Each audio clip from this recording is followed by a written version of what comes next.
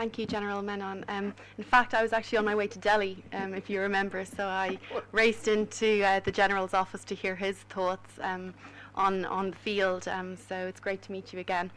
So good afternoon, ladies and gentlemen. It's wonderful to be here again, and I must take this opportunity to thank IDSA and the organisers sincerely. So with that, I'm going to try to do my best to stick to the 10 minutes. Gone from 20 to 10, so bear with me. The issue I've been asked to focus on today is the fact that while a lot of attention in this region has been on the acquisition or the development of advanced cyber technologies, there has been less attention on military-to-military dialogue on cyber-related matters. So with that, and based on some of the work we've been doing over the last 2 years with the international community, fundamentally what has been called for is more transparency by states, number one, on the roles and the responsibilities of their defence forces and their security services in the cyber domain, and also to pursue dialogue or other measures to build confidence and ensure international stability. So it's this second part that I'm going to focus on today in relation to the Asia-Pacific region and the institutional mechanisms that are here. So the reason why this is important is that it's likely that we're going to start seeing, or at least finding, convergence in the different forums here where we have like-minded, or there's probably a higher likelihood of like-minded interests. And this is a great segue from what Lena had to point out with respect to her comments on international cooperation and having a lot in common with our closer neighbours. She also said that it's easier to talk about cyber in military rather than the other way around, and I also would feel sometimes like a lamb to the slaughter when we've had to bring this material to public forums.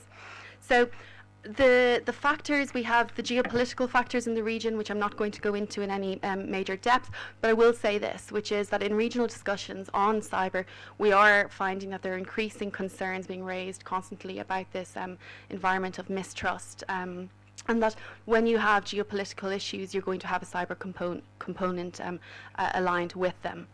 With respect to specific cyber-related challenges in the region, I would like to bring out a few issues, which is one, the lack of transparency, the fact that state intentions and capabilities can be quite ambiguous, and naturally states are at different stages with respect to both their capabilities, but also their doctrine, their strategies, their policies, and so forth. Now the difficulty is that stronger regional cooperative mechanisms for these challenges are not actually in place yet. Our national level priorities for cyber defence don't necessarily align very well with other state priorities either. So because of this, we have the lack of common understanding, and this, when you speak to other defence practitioners, is cited as one of the most important factors for cooperation, but it's very much lacking here in the region. So this makes dialogue, it makes progress harder for us. Many of the differences that arise include the level of ICT development and adoption, the threat perception, so we have different understandings of what constitutes a threat, so particularly in this area, the difference over concerns about preserving social harmony or social control, domestic challenges, culture and ideologies, and stages of economic development. The other point I would like to make is that with the increasing economic interdependence, which in itself is also a stabilizing factor, there is also some skepticism amongst the defence community as to whether we might over-rely on this as a factor of stability. So the big question then is how? So how do we achieve international engagement to foster transparency, predictability, trust? And again, I know my fellow panelist Amit mentioned the importance of trust. So this also very much comes out in the message I want to bring here today. So how do we achieve this at regional level here in our regional security architecture? Again, this is something that Dr. Gupta raised this morning. So I hope, or in fact one of the questions for Dr. Gupta, so I hope this might help answer some of those questions. With respect to military, I think we must have pragmatic measures that are taken by the military stakeholders in conjunction with the political security community. So it is still a sensitive subject, and there are high levels of government acceptance that we need to cooperate, but how? There's less clarity on how we build specific mutually agreeable action points in order to build this transparency, this trust that is a key element to increase international stability. With respect to why the region is important, it's important, and I want to, Caitriona mentioned this yesterday, and it was very much at the end of the presentation, but it's an important comment. It's important to operationalise what's happening at the international level. So we have a lot of international agreements, discussions, consensus reports. So the region then becomes important because it's a way to operationalise these recommendations. So that's the stage we're at now. And with respect to confidence building measures, these are sometimes less ideological, or they allow for less ideological tension, particularly where there are stark differences in culture and ideology here. So this is the stage we're moving to, and why this is a good time to be talking about the regional security architecture here. So that the forums that we can consider include the bilateral level, which is two-pronged. So a lot is happening at bilateral level over the last 2 or 3 years with respect to cyber and strategic cyber dialogues. And again, any agreements there might then extend to a wider grouping. Having the defence community as one of the stakeholders might further enhance transparency and confidence building. And for cyber defence cooperation itself, many practitioners would argue that sovereignty is not the decisive factor. It's trust, and it's identifying shared interests that are the more powerful drivers. So again, bilateral cooperation may be somewhat easier to foster rather than regional level or international for now. India is particularly good, as we heard also this morning from Dr. Gupta, when it comes to international engagement. It is very much taking an active cyber diplomacy approach, both at bilateral and also international level. Under traditional defence cooperation efforts at bilateral level, again, this is another opportunity to bring cyber within those dialogues, whether it be through working groups or the actual official dialogues that have been set up. The other grouping I want to bring up is that of like-minded groupings. So it's not a formal mechanism, but I think it's significant. You see it in other security fields in the region where cooperation efforts between small groupings of states then might extend to a more formal regional level. Many of the defence ministers here have already been calling or highlighting multilateral memorandums of understanding, but also the significance of defence forums like the Shangri-La Dialogue and the Seoul Defence Dialogue.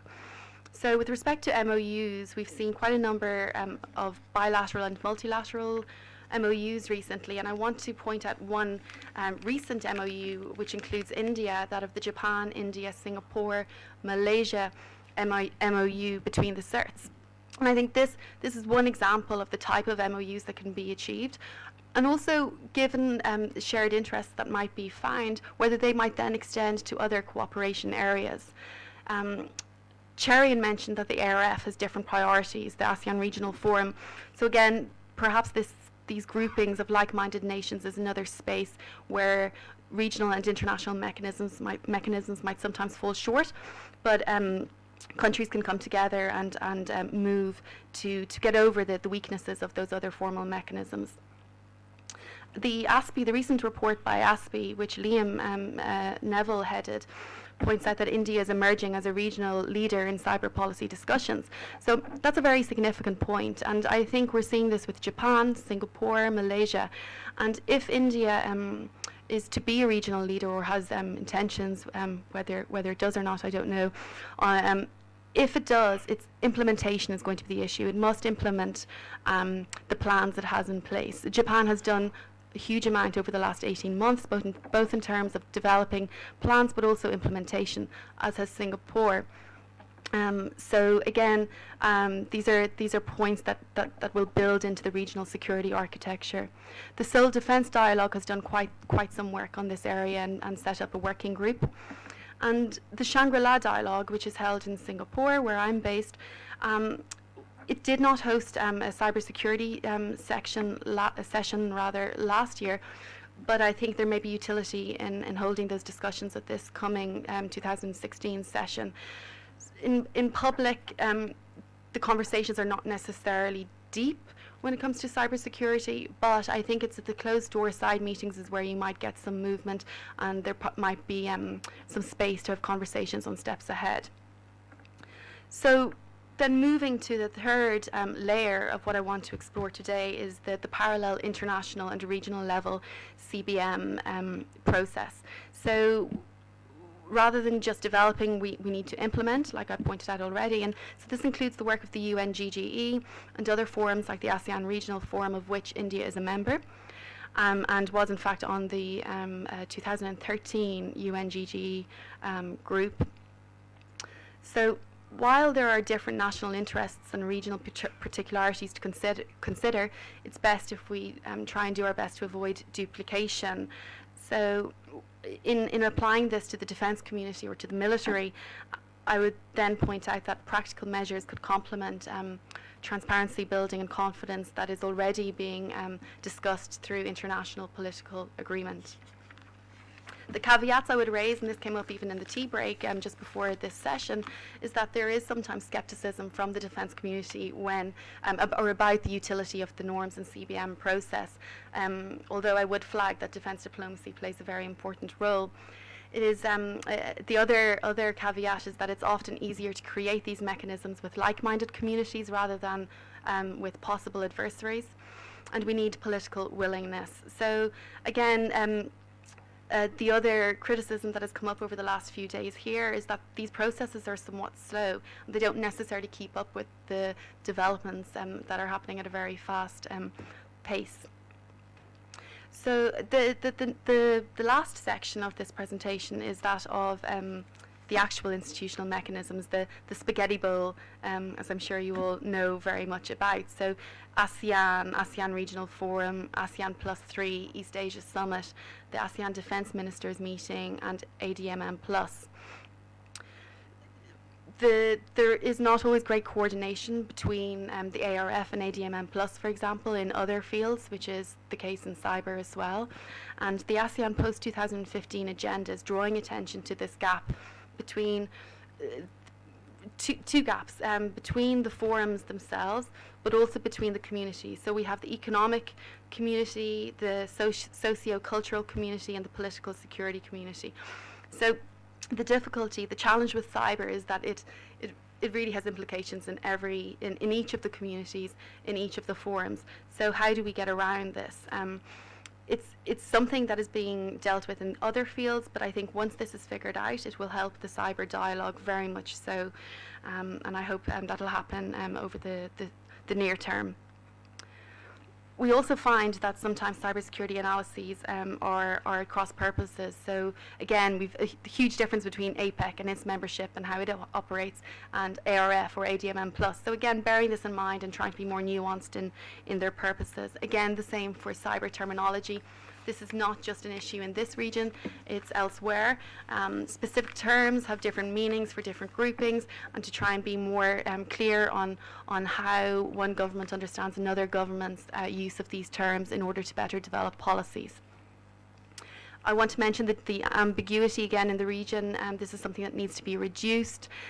India, according to some more recent reports, is very much aware of this as an issue, but it too has actually been criticised for some ambiguity on its policy issues. And like I said, implementation is also a problem with, for example, if we're talking about defence, the fact that I'm not so sure whether the Cyber Command has in fact been established. With respect to the ARF, we do have a work plan that has been adopted recently. There are several workshops on CBMs, capacity building, and most recently on how to operationalise these cyber CBMs.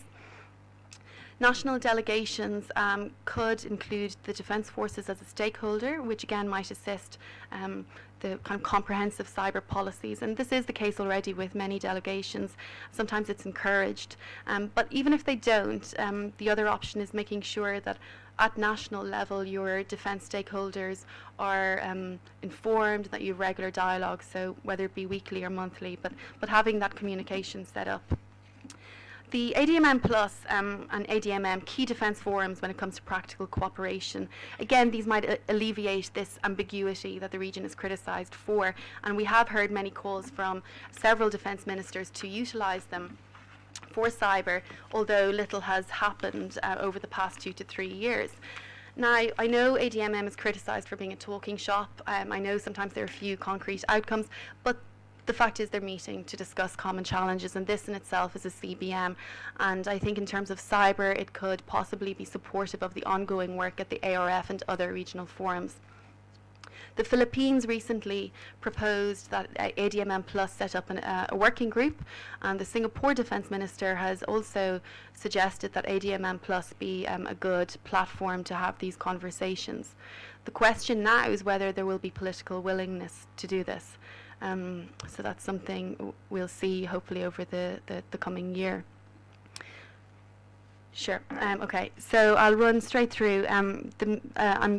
I need to wrap up now, so 1 second, I want to take out the most important points. ADMM, I think just focus a bit more on ADMM, where you might see that it in itself has its own culture and strong network. So again, building on that for the cyber domain. Again, other recommendations include using your traditional military CBMs. Traditional military CBMs that may be applied for cyber. So, for example, hotlines. ADMM may be setting up a maritime hotline. This could in fact be expanded to include cyber. India has other hotlines with Pakistan, for example, although they have their own baggage, these types of hotlines, but including cyber may be one approach to consider, or also dealing with common challenges like that of terrorism. Again, they need to be highly tailored. Military CBMs in this field need to be highly tailored in order to be effective. The last point I want to make is the utility of Track 2, Track 1.5, informal roundtables, and larger international conferences. So again, these are opportunities to bring all the stakeholders together, to have conversations that might be deemed too sensitive for the formal arena, but bringing people together and including the defence community is important. So this is what the London process, what GCCS tried to achieve last year by bringing the defence stakeholders in. Another point to raise is that the UNGGE made a recommendation to have some exchanges. Again, this is something that the government-affiliated defence think tanks here in this region could consider. So IDSA is in a perfect position to consider something like this. And looking at other regions, good practices from other regions. So that could include EU, OSCE, NATO, and OAS. Again, just seeing what they're doing and whether there might be some applicability. India is a member of ADMM Plus, so again, perhaps considering cyber defence training and exercises that may be applicable for its role at ADMM Plus and ADMM. And lastly, Asia Pacific, it's known for its natural disasters, and if there's one area where ADMM Plus has been quite successful, it's that of focusing on HADR. Humanitarian assistance and disaster relief. So this may be one place which, although it's primarily the tasking of the civilian agencies, there may be some space for military forces to get involved in post-crises reconstruction and capability assistance there. So with that, ladies and gentlemen, I'll conclude my presentation there.